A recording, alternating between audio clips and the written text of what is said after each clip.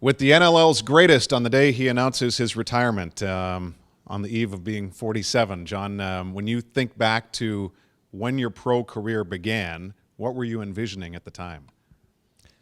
I didn't really know what to expect when my pro career began because there was the major in lacrosse league, and I didn't really know much about it. I think there was 4 teams in the league, and Buffalo was going to be a 5th team, and I played lacrosse my entire life. And at that time, I was actually playing lacrosse in Vancouver, British Columbia, for the Vancouver Burrards, and the Philadelphia coach, I believe it was Dave Evans, was saying, I should get you to play in Philadelphia. It's great, and there's 16,000 people. And I'm like, I didn't really believe it.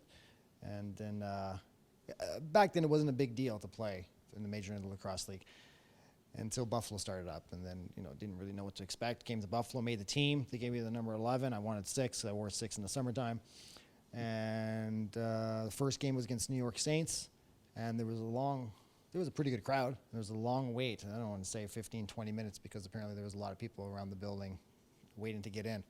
I don't remember what the number was, but I think it was around 12, 13,000 that first night, and from there it was just been uphill. A great ride for me, and I'll still never forget that first day. Yeah. It's amazing because now the odd is no longer and everything's changed down here. So much has happened over the decades, but I'm guessing that deep down, when you had that initial success with the Bandits and saw the appetite for the game, you probably hoped it would have grown leaps and bounds perhaps than what it has so far, right? I mean, if you asked me that 15 years ago, I would definitely thought the league would be a lot more popular than what it is in terms of number of teams and popularity on television and media. It's a great sport, and we did get it to maybe 12 or 13 teams at one point, but unfortunately, teams have folded or moved for whatever reasons, and it seems a little more stable now with the 9 teams. It's definitely competitive amongst the players because there's only 9 teams and many great players.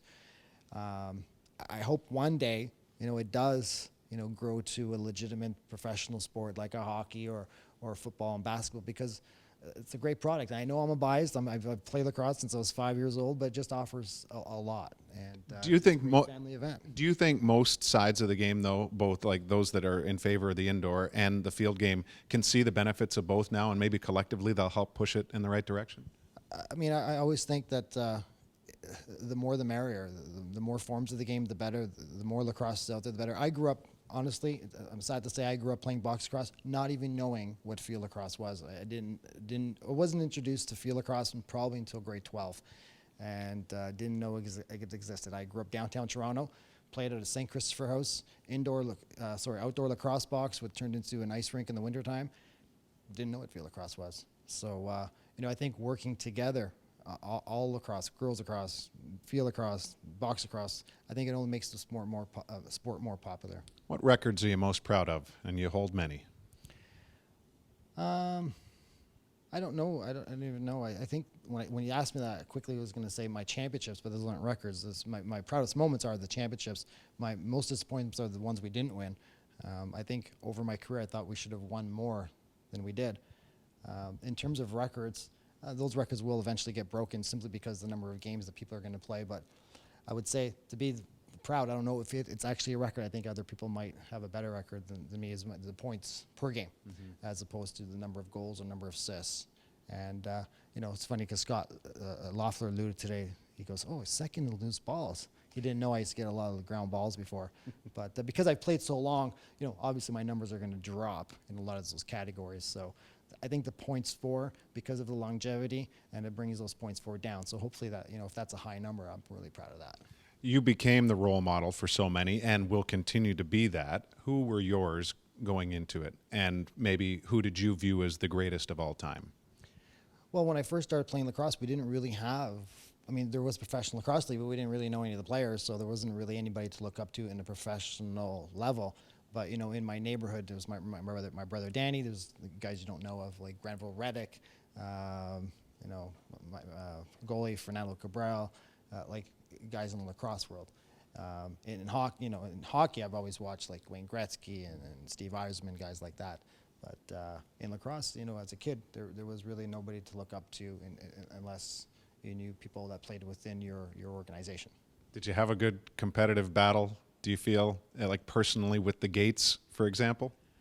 I didn't really compete against them. They're totally different players, both great players. You know, like a lot of people like to say that if you were going to ask me who's the greatest box player, I would say Gary Gates, and he's a phenomenal player. And you know, both field and box, but obviously I really only played box lacrosse, but I didn't really try to battle against them. It was nice to be in the same level as them, so I felt very honored to be compared to them in terms of statistics, not style of play. Was it your kids that really pushed you to keep going here in the last few years? Well, my desire to want to play, that was definitely number one. The team wanted me back, that's two, and my family. My family loves coming to Buffalo and watching me play lacrosse. You know, it's going to be different for them now, not watching me play, but you know, at least I'll be on the bench helping out. So it's an easier transition being able to be part of the team. Did you have to be talked into staying part of the team as a coach? Were you planning to just quit the game kind of cold turkey? No, I mean, I love the game of lacrosse, and I definitely want to give back and coach. I coach my son's team in Mississauga, the Novice 1 team, and I love being part of it. It's something that I definitely don't want to give up. Maybe playing, I'm okay with in terms of I don't have to run around anymore or take cross checks, so that part I won't miss. But you know, being around a team and developing a team to be the best it can be, that would be exciting for me. Knowing that it will happen, what do you think you'll be feeling the night your 11 goes up with the other legendary 11 in this town in Gilbert Perreault? Yeah, it's a great honor to have the same number as one of the greatest hockey players in Buffalo, Gilbert Perreault, and also to be up with Darius and Rich Kilgore's, you know, two guys who've put a lot of their time and had great careers in Buffalo as well. I definitely would be really nervous because I'm sure that will happen on the floor in front of all the fans, and I don't do very well when the spotlight's on me. So I'm sure I'll be nervous. I'm already nervous for the Induction Hall of Fame. I was going to ask you, that happens in November, the Greater Buffalo Sports Hall of Fame. Did you have fears of being a living legend, you know, still playing while you were in the Hall of Fame? Well, you know, that was really the first realization that I'm like, I think maybe I have to retire because they're putting me in the Hall of Fame. So are they telling me something that I don't know? Like, does Scott Loeffler know something that I don't know and they're just not telling me? Because are they allowed to do that? That's kind of what the first thought was. And look, and it's happening now, so maybe it was true. Congratulations, John, and thank you on behalf of all the fans of the game of lacrosse for the memories. No, I want to thank all the fans for all their support, and hopefully they continue supporting the game. It's a great game, and thanks for making my career what it was. Thank you.